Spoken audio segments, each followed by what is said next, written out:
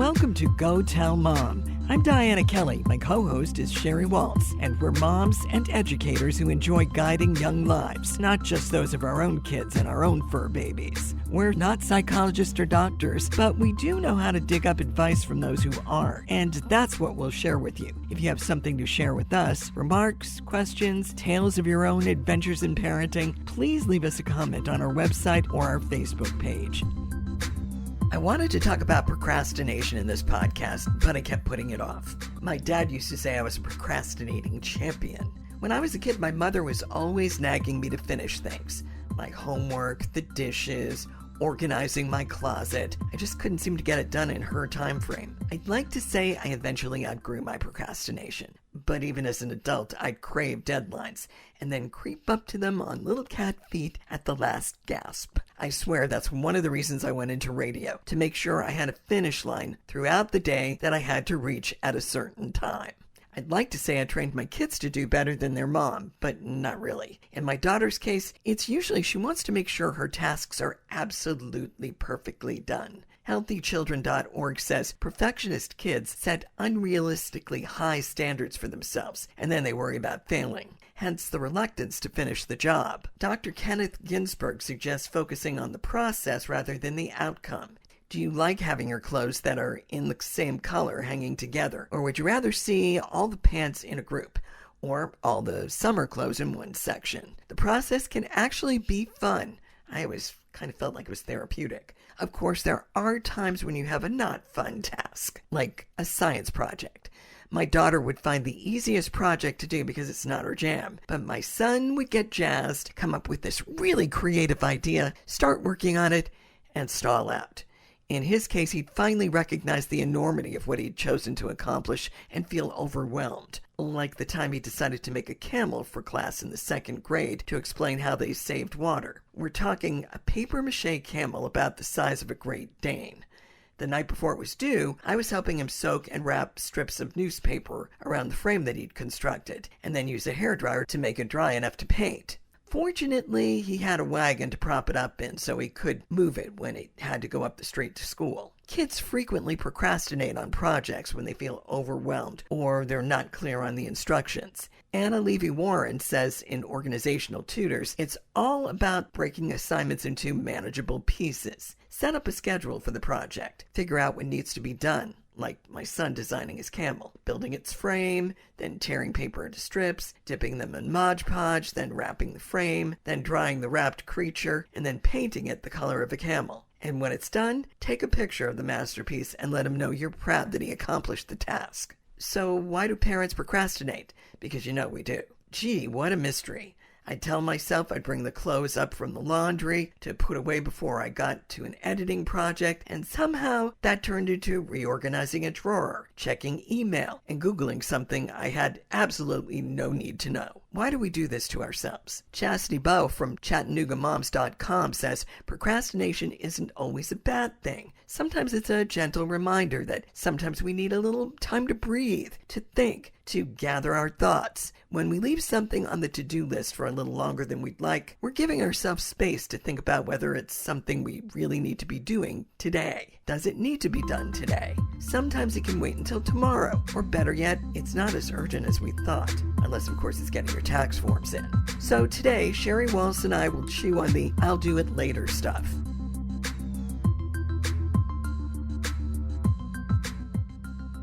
Okay, Sheri, I will confess I am a huge putting things off type of person. If I don't get it done immediately, something done immediately, and it's on my later list, it winds up being much later. So when I get like email or something like that, I've got things coming in instantly. I'm instantly answering the email or it doesn't get done. because it just gets lost somewhere in the sauce along the way. How are you when it comes to things like that? I like to do little things quickly. So I like a list, and I like to have lots of check marks on my list. Yes. So if they're simple things, then I love to get them out of the way. Yeah. I definitely like to do the little things, but big projects, things like that, I tend to break up into smaller things. So That's smart. I can have lots of little check marks because I like that. Yeah. I mean, wasn't there like the Swiss cheese method that they taught us like years years ago where you're supposed to break things down into manageable, or you eat an elephant one bite at a time, I guess is the new thing. Not that I have any desire to chew on elephant, but, but I get that. I understand why people would do that, but it just, if I don't get things out of the way immediately when they land in my inbox, it's like a weight hanging over my head.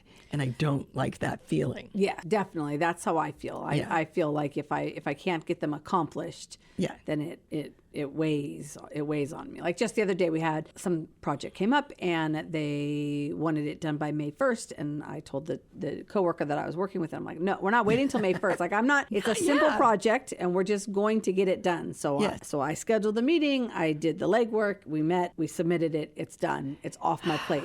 Rather than waiting the 3 weeks for it just to be festering because it was a stupid project that nobody wanted to do anyway. Right. And I'm like, oh, I don't want it. Yeah. I want to be done with it. Yeah. I'm like that too. But like I said, there are times that I'll get something that depends on other parties involved. Yes. We were just kind of talking about this off air. But when other parties get involved in it, then I feel like, okay, I'm in holding pattern.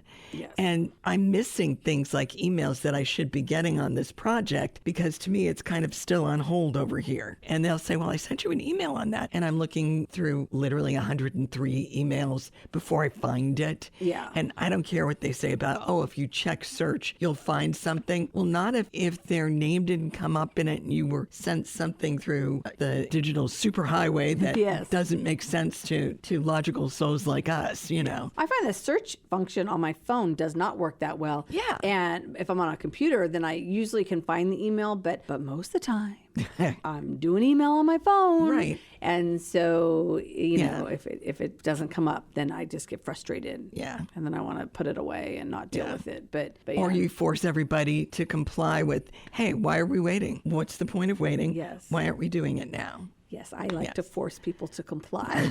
That is my modem. That is my modus operandi, right? Like I like that because I just want it organized. I don't. Yes. Yeah, I struggle when I work with other people. I really struggle with the time management piece of it. I love working with other people in the sense that I feel like we all bring something to the table. Yep. I love multiple perspectives and all that. But what stresses me out is I'm definitely that type A personality. I definitely plan for things. I don't procrastinate on things. Yep. And it stresses me out to have to work with people who do like to do that. And so I do. That's the part of working with others that I struggle with. It's not it's not like conflict management or it's the time management piece that I struggle with. We're both educators.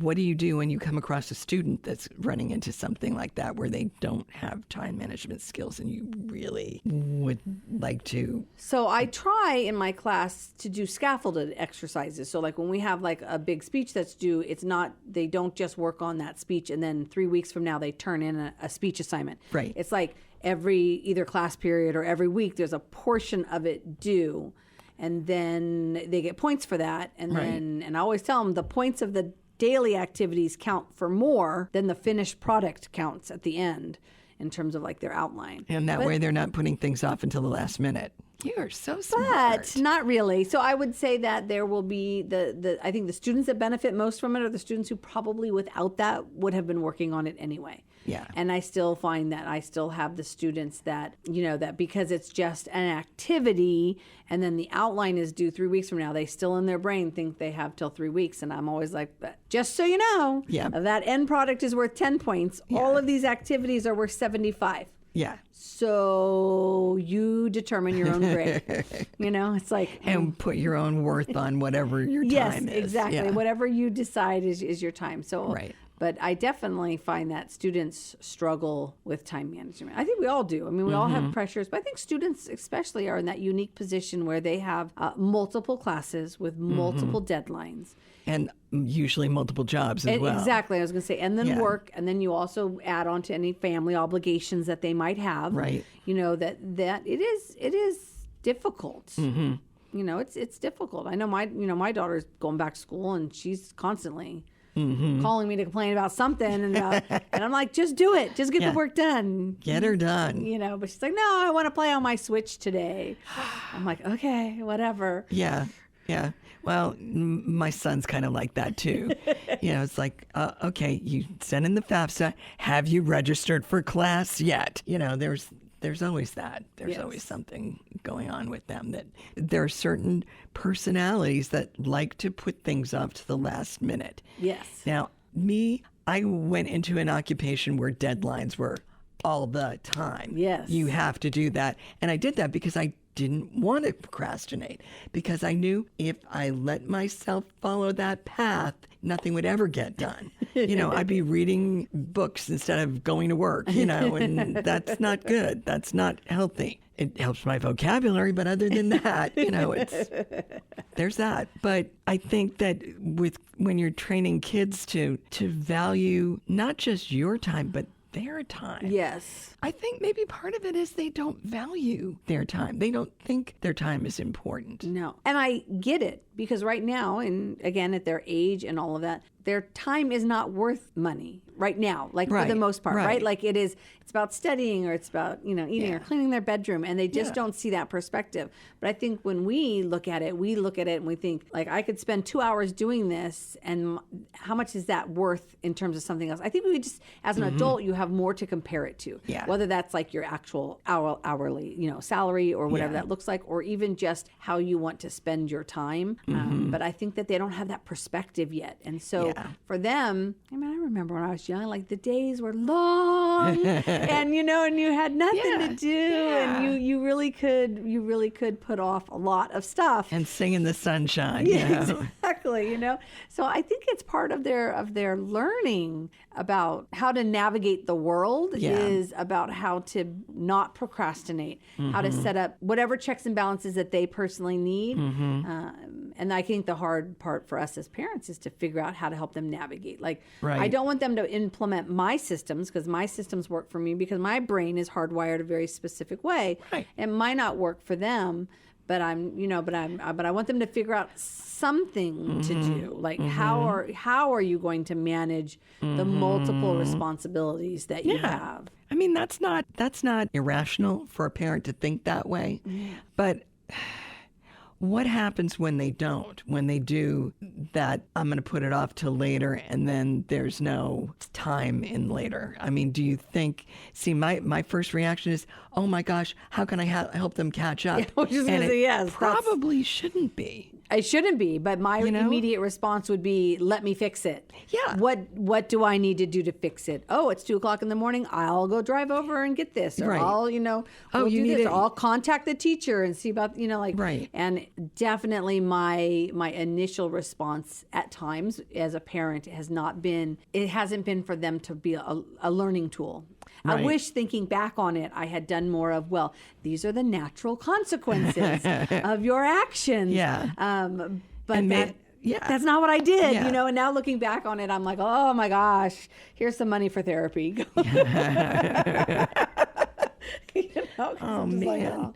Okay, so maybe, if we were going to have a conversation with our younger selves, we'd tell them when the kids were 4, 5, 6, that let them get the consequences then, because they're not as dire as they will be when they're in high school or when they're in college. And not meeting that deadline is so much more crucial. Yes, definitely. Yeah. Definitely. Oh, I'd have lots of words with my younger self if I could. But I definitely think that would be a big one. And I certainly hear about it now.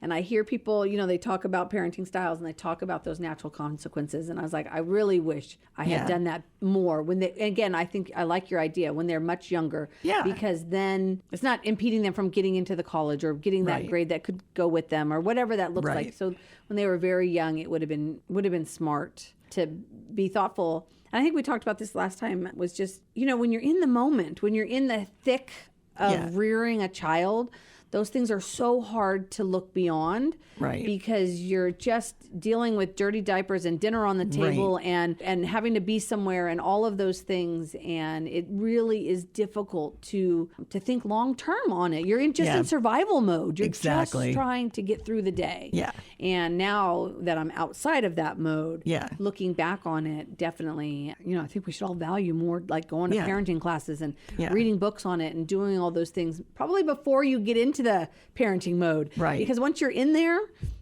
you just don't have time for it. It's like my mom had my brother and I within 2 years of each other. But my sister is 5.5 years younger than me. And she is much more grounded than I was. And I think part of that was Mom let her deal with consequences early. Yes. You know, that, and she also saw us getting reamed if we were, driving her crazy. So it's like, don't want that.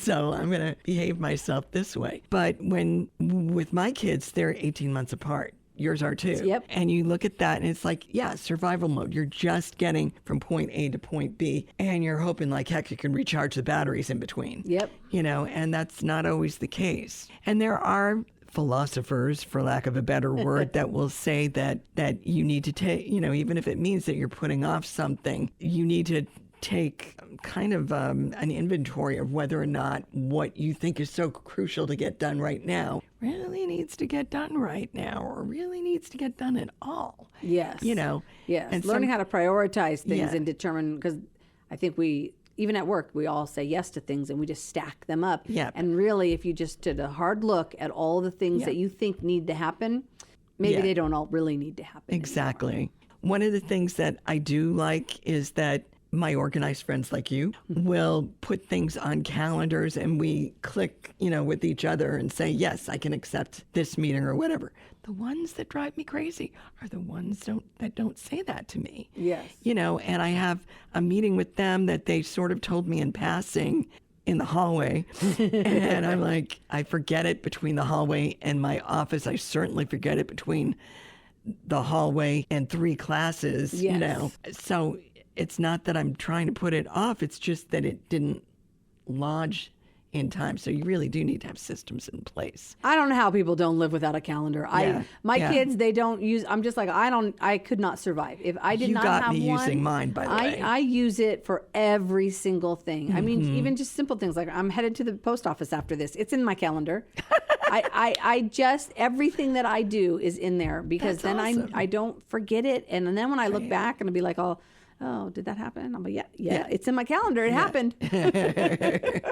I will put things in my calendar afterwards so I'll remember that I did it. Like I'll have somebody pop in for an impromptu advising session. Oh, okay. I put that in my calendar. Yes. I mean, every single time. So I know when they come back and it's like, well, I talked to you 4 days ago. No, it was 4 weeks ago, but we'll have a chat, But I don't think either one of my kids use a calendar. I don't know how they must do something, especially in terms of school and how they organize their homework and what they have to do. Right. But I honestly don't think either one of them use a calendar. They've never said to me that they are putting something in their calendar or something like that. Right. And I've never thought to ask them, to tell you the truth. I don't really know. I don't know what they do. Well, I'm hoping that I can get whatever's vestige of I can put it off till later part of me that's still in me out of me so that, the only time I'm putting something off till later is when it's not really crucial for me to do to begin with. That's my cross my fingers, and my toes and everything else and hope that I do follow a couple people on TikTok and they do the whole don't set something down, you set it in its place. I'm not quite there yet, but I definitely have gotten into the habit of like the quick picker-upper thing. Like, I used to when the kids were young, we cleaned our house one day a week. It was Friday, so that I could enjoy it over the weekend. Right. And then we didn't clean during the week. I didn't care. Like you put stuff on the floor, it's on the floor till Friday. Like I didn't pick it up. Right. And now I think, looking back, I think that clutter stresses me out. And I think I would have been better if I had done like this whole, spend 15 minutes every night before you go to bed. I do it the opposite. I do it every morning. Like my dishes are left in the sink after dinner. I don't put them in the dishwasher until the morning. I'm the reverse. But when I get up in the morning while I'm cooking breakfast, I do all the dishes, everything's clean, because I like a clean house when I come home. I do too. So when I walk in the door, I want it to be clean. Drives my husband crazy because every time we go on a vacation, I'm like, you got to vacuum. He's like, why are we vacuuming? We're leaving the house. I'm like, I don't care. We vacuum before you leave the house. The beds get made with clean sheets. But of course, when you come home, home. It's so nice. Yeah. But it's almost like you're still on vacation. Exactly. You're like, you're still on vacation. But I am learning, this old dog can learn new tricks. We all can. And so, I'm picking up new styles of ways that I could have done things differently. Or maybe it wouldn't have worked for me then. I'm different. I'm older. My kids aren't at home anymore. So I think things just change. But I'm starting to definitely just pay attention to different strategies. And I follow this one woman. I don't know her name. I can't think of who she is. But she does the tasks that she put off. And then she she times how long it takes to do it. She put off fixing a doorknob. Then she will do it and she'll time it. And she'll be like, well, that only took me 5 minutes. And it's been on my to-do list for the last 3 years. Exactly. She's like, oh, I could have just done it. Yeah. And be enjoying a doorknob that works. Exactly. Yeah. And she's like, oh, and I always think it's the funniest thing because all the things that she does, literally, they don't take that long. No. And I'm just like, I have like 3 canisters of wipes, one underneath my kitchen counter, one in my downstairs bathroom, and one in my upstairs bathroom. And I'll just wipe stuff because I hate doing gotta get down on my hands. And first of all, my knees don't handle it like they used to. But, getting down on my hands and knees, I'd rather not. If I can, and you're going to think this is odd, but I will literally not quite attach one of those Lysol things to my foot, but I kind of will do that in the morning just so that there's that much less dirt to clean up when I do my scrubbing. Yes. And same thing with my counters. And so when I leave the house, my counters are wiped down. They may not be immaculate, but they're wiped down. All of my dishes are either in the sink or they're put away in the cupboards, depending on how many I use. Right. Or I should say they're in the dishwasher. I don't want to see them in the sink when I get home, That's me. Because I leave in the morning, but when after dinner, I don't do dishes after dinner. They all just sit on the counter or the sink. I don't care. We have a big sink now. We just replaced. We had like the 2 side-by-side sinks, and we replaced it to one big sink. Yep. I actually do like it because I'm like, I'll just stick everything in the sink, and it all fits. Yeah. But I don't do dishes. Even when the kids were at home after dinner, I never did dishes. They would just, put the food away. Yeah. But I wouldn't do the dishes. Oh, everything went straight in the dishwasher when No. Yeah. No, if it's just me and I'm like, I make my scrambled egg thing in the morning, those dishes are clean and put away before I go to work. That's what I do. Yeah. And same thing with, whatever I'm eating the night before, leftovers go back in the fridge and the dish goes in the dishwasher. That's all there is to it, So I won't hand do those, but I will hand do my breakfast because I've still got a little bit of energy, first thing in the morning energy. Whereas at the end of the day, not so much. And so into the dishwasher it goes. So. Yeah. That's me. I don't have any energy at night. I'm a morning person, so I have learned to tackle my things in the morning. Your big things. Yes. Yeah. Get them done. Because that's when you have energy. Yeah. Now when you come home and you can enjoy the fruits of your labor. Yes. Yeah. Well, that's even just with like little projects now. I try really hard to think, okay, do I need to do this? And how long is it going to take me to do? And can I just get it done? Can I just respond to that email? Can I just delete it out of my inbox? Rather than leaving it all in there and then coming back to it a couple days. And part of it is not that you want to do a mediocre job, because you don't. I know you. But because it's not as important as like the half a dozen other things that are right behind this. If you can just check that off the to-do list, first of all, psychologically, it's supposed to be good for you to be able to check things off a list. Yeah. Secondly, that means that you have no excuse for not doing the big things when they start to stack up. Yeah. And hopefully they won't stack up. Yeah, hopefully not. I'm Dianna Kelly. She's Sheri Waltz. This is Go Tell Mom. Thanks for joining us with Go Tell Mom, where we chew on stuff you talk about with your own mom. Or maybe not. If there's something you want brought up in this forum, something that you want to add, comment on our website or our Facebook page. And see you next time with Go Tell Mom.